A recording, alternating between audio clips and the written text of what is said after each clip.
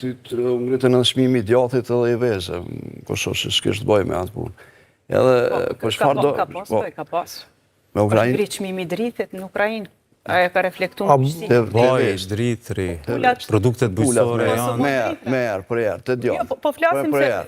Edhe këto të naftarë, tash sot, ose që 4-5 ditë sa, është ta konflikt për erë, më ngritë çmimet është pak e tepër. Tani do të kalojmë të këto çmimet e berzave me pase a është e mundur shtetet të mbrohen kur ka lëkundje tilla, a do t'i afektoj çmimet e produkteve tjera, komplet tregun, rritja e çmimit naftës.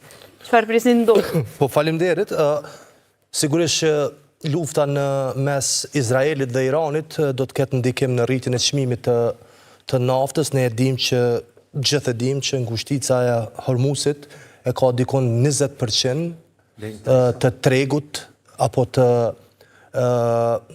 transportit të naftës në për krejt globin dhe normalisht që do të ketë ndikim në rritje të çmimit. Por, momentin që të rritet çmimi edhe sipas analizave që ne kemi bërë gjatë ushtrimit të funksionit në autoritet konkurencës, normalisht që zinxhiri ekonomik dhe i tregjeve ndikon shumë. Duke filluar nga energjia, duke filluar nga produktet bazë ushqimore, duke filluar nga tregjet e ndryshme të prodhimit e kështu me radhë. Dhe kur kemi rritje të energjisë për shkak të naftës, kemi edhe rritje të çmimeve të produkteve tjera të kompanive të ndryshme që futen në prodhim. Masa mbrojtëse shtetit duhet të ketë në një masë, sidomos te pjesa e subvencionimit, po jo në forma subvencionit. Këtu nuk është se po afektohet vetëm rjeti i prodhuesve. Pastaj edhe produktet e importuara po reflektojnë me çmime tjera, për shkak se menjëherë për llogaritet kostoja transportit. Sigurisht. Kjo çfarë do të thotë për konsumatorin? Konsumatori gjithmonë do të jetë ai që do t'i bartë pasojat, absolutisht, por kemi shtet, do t'i vendosë sa masa mbrojtëse. Kanë qenë shumë propozime nga ekonomistë të ndryshëm që masa më e mire, cila do t'ishte edhe në përputhshmëri me ligjet dhe Kushtetutën e Republikës, është që shteti të dëmtohet financiarisht e jo qytetari. Për shembull, kur kemi rritje të çmimit të një produkti të caktuar, atëherë të veproj shteti ose të ndërveproj në largimin e TVSH-s, uljen e TVSH-s në një masë të caktuar, ku do të lehtësohet xhepi i qytetarëve të Republikës Kosovës, ndërsa shteti të humbas, sepse tek e fundit qytetari dhe bizneset e mbajnë shtetin. Kjo ishte politika më e mirë dhe më adekuate që kam dëgjuar ndonjëherë e propozuar nga ekonomistë të ndryshëm. Me hjek TVSH-n, po.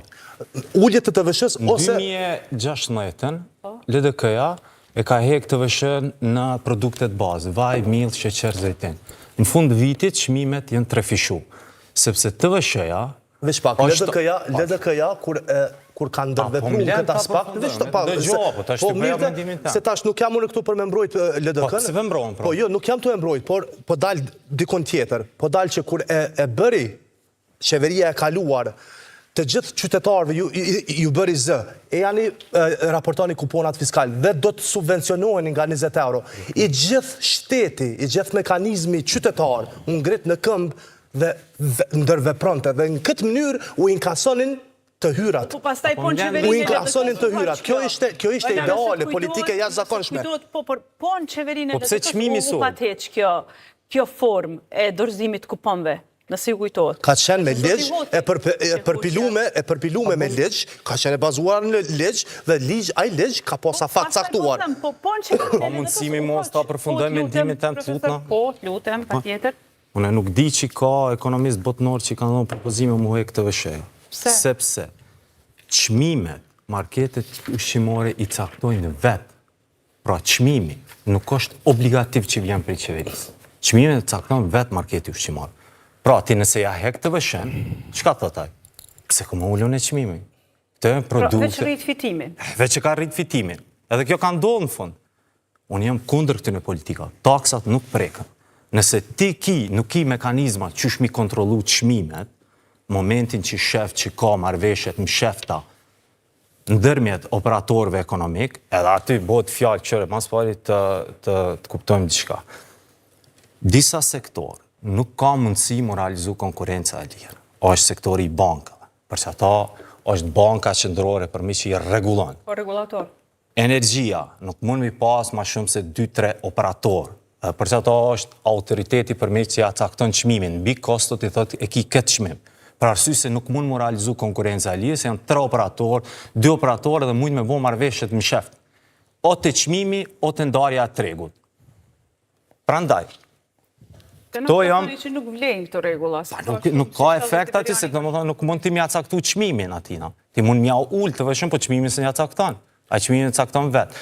Çdo operator, për shembull, ti ki, për shembull, restorantet, i ki kafeterit, ku cilat realizohet pothuajse konkurenca e plot, të operator e marrin çmimin pi tregut. Po tash të kthehemi te tema jonë. Megjithatë, nafta është një produkt shumë specifik. Shumë specifik, rrymën edhe sektorin bankar. Por edhe unë mendoj që ka shumë operator në treg ta mund me zgjedh ndërmjet operatorëve, po tash ti çdo çmim e ka një sasi të spekulimit mrena, sepse kërkush nuk hin biznes me investu nëse nuk e ka një sasi të fitimit. Problemi është, nëse ti ki dyshim si autoritet i konkurencës, që këta kanë marrëveshjet në sheft, ti ki mekanizmat zëtni. Për shembull, i ki edhe mrena Bashkimit Evropian. Mekanizmat, cilat nëse ata dyshojnë për marrëveshjet në sheft, unë ju marrë edhe me këto probleme, me projekte caktuar, jo veç mi këshyrë kështu pi jashtit, po i kom studiu, realisht. Dhe atëherë ti i ki, po thuj se e ka rolin sukurse të policisë. Nëse ti ki dyshime, po nëse s'ki dyshime për to, atëherë tregu e vetë regulon këto. Po këthemi të nafta, pajtona ma atë pjesën, 30% e transportit kalon përmes ati kanali. Edhe nëse kjo luftë vazhdon edhe qysh po shifët, nuk është asëreni munal, nuk është asëreni munal, Irani nuk është nëjë produsi madhi naftës, edhe mrena OPEC-ut e ka veç... Katërti botë është Irani. Jo, mrena OPEC-ut është i treti ose i katërti. Po nuk është 3% e prodhimit botnor e përfaqëson Irani. Mirë, po aj kanal, që e përmendi kolegu, aj është i rëndësishëm. Nëse aj kanal blokohet 30% e transportit botnor kalon në për atë kanal. Që do të thotë se oferta bjen, çmimi rritet. Po tash kthemi këto. OPEC-u nuk e ka atë fuqin që ka pas në vitet e 70-80. Ku ky kartel, pra qendrën e ka pas në Vjenë, edhe këta kanë dalë, kanë thonë, për shembull, na ulëm prodhimin, edhe çmimi u rrit. Me zbulimin e burimeve tjera të naftës në për vende tjera, fuqia këtij ul. Mirë, po tash e kemi OPEC+.